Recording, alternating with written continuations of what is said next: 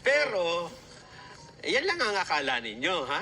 Kasi lumilitaw dyan sa isang survey na majority pala ng mga Pilipino, ha? Eh, hindi alam na may impeachment na pinag-uusapan sa House of Representatives. Ganun ba? Majority. So, hindi ho... Paano natin masasabi? Alam mo, kasi ang kanilang batayan dyan, kukunti lang naman kayo. Minority kayo eh. Na gusto ay kapayapaan, wag na munang ituloy yung impeachment gaya ng sabi ng Pangulo. Yang ulit natin, sabi ng Pangulo, wag muna yung impeachment, unahin muna yung mas mahalagang mga bagay. Minority lang daw ang may gusto noon. At majority daw ay pabor. Naku po, alam ba ninyo na lumilitaw sa survey, kasi ito ang hindi maganda kapag ka-survey dyan. Depende kasi ang survey kung anong hype mo. Yes, ang resulta ng survey, depende sa magpe-present. Yan. Kung halimbawa, nagpa-survey, palitawin mo dyan na maraming sumusuporta sa impeachment. Naku po, yun ang pilit nilang kukumputin at hahanapin kung paano natin palilitawin ito. Ito ba? Ito ang i-hype natin. Ha? Pero bago mo ituloy yan, Nelson, ilatag natin ang pagsasalusulo ang paksa. Tatanungin muna tayo. Basta tandaan nyo, mamaya, tandaan nyo, hindi ho totoo na minority ang may opinion na tama ang Pangulong Bongbong Marcos.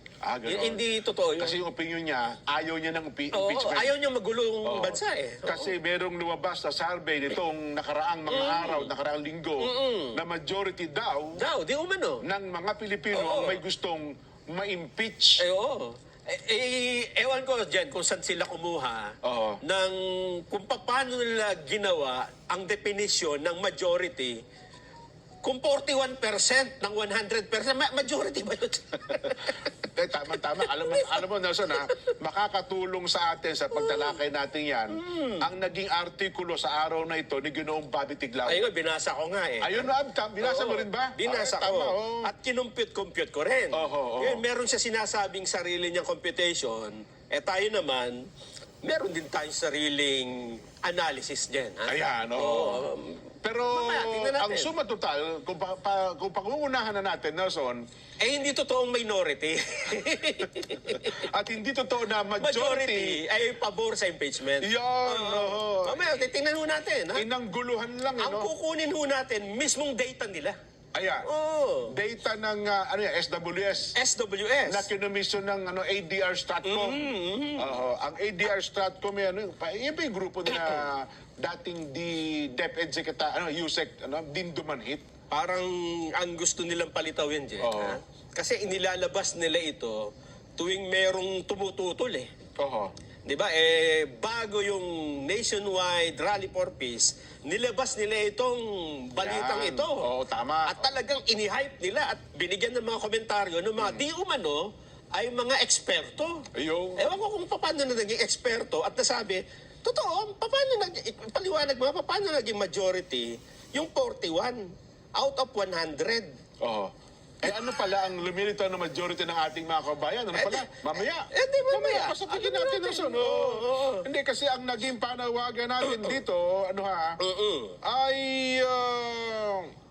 pambansang kapayapaan. Di ba? Tulungan natin ang presidente. Ang sabi ng iba, hindi, ibig mong sabihin kapag nagkapatawaran, hindi na didinggin ang kaso na kung sino man ang taong may kinakaharap na kaso?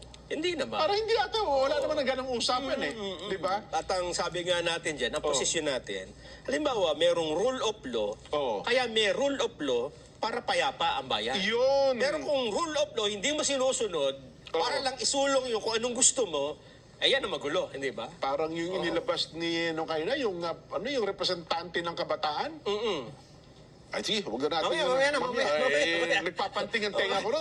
Sa kagustuhan ba nilang pasunurin yung tao sa paniniwala nila? Aywan ko, ito yung mga taong na para ba nasa kumunoy. Imagine mo yung tao nasa kumunoy, Nelson, ano? Habang kumikilos, lumulubog. Habang salita ka ng salita, galaw ka ng galaw. Kung ako sa inyo, sir, tumahimik na lang kayo. Baka may makumbisi pa kayo. Di ba? Magbumukha pa kayo may alam. Ay, nako. Ito ho, ang ating maging Vox Populi. Tandaan niyo po ang ating sinasabi, kapag ka nagkaroon ba ng pagpapatawaran ay wala nang mananagot kung mayroong nagkasala o di ba, mayroong mga pananagutan. Hindi po ganun.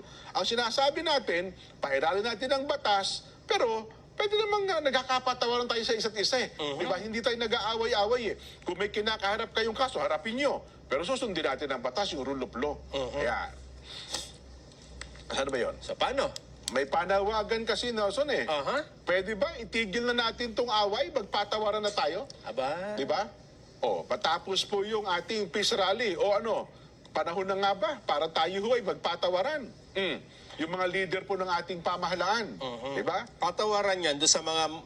Kasi kaya ito lumalad yan, yung mga masasakit na salita no? Yun. Nabitawan. Lumala yung away. Kasi nagkapikunan na nga. Kasi yung isa, may rule of law, hindi naman sinunod. Mapipikon ka talaga doon, di ba? Kaya, pwede pa bang ibalik ang dati? Parang gano'n, di ba? Muling ibalik. Balik. Kakantahin mo natin ito. Hindi naman. Hindi. O kayo ho, ang aming tinatanong, panahon na nga po ba para tayo po ay magpatawaran na o yung mga leader ng ating pamahalaan? Kung ang sagot nyo po yun, panahon na po yan. Dapat na natin gawin yan. Letter A. Kung ang sagot nyo naman, parang may kinig. Hindi ako naniniwalang, yung tunay na pagpapatawaran. Parang gano'n ng iba, no? Baka magkaplastikan lang eh. Parang hindi po ako maniniwala, sabi ng iba. Parang hindi po ako makapaniwalang magkakaroon nga talaga ng tunay na patawaran. Yan. Letter B. Ang inyo po mga reaksyon ipadala po sa ating text hotline 0916-500-3846. Huwag po kalimutan ng mga texter para ng lugar kung kayo po ay taga saan. Live po kami napapanood via Facebook at YouTube. Meron po kaming live streaming at Net25 TV.